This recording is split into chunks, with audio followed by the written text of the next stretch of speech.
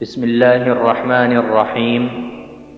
عن ابن عمر رضي الله تعالى عنهما قال قال رسول الله صلى الله عليه وسلم بني الإسلام على 5: شهادة أن لا إله إلا الله وأن محمدا رسول الله وإقام الصلاة وإيتاء الزكاة والحج وصوم رمضان۔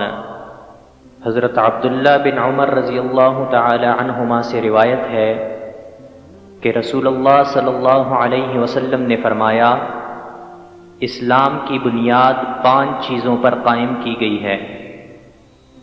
اول، گواہی دینا کہ اللہ کے سوا کوئی معبود نہیں اور بے شک محمد صلی اللہ علیہ وسلم اللہ کے سچے رسول ہیں، اور نماز قائم کرنا اور زکوٰۃ ادا کرنا اور حج کرنا اور رمضان کے روزے رکھنا۔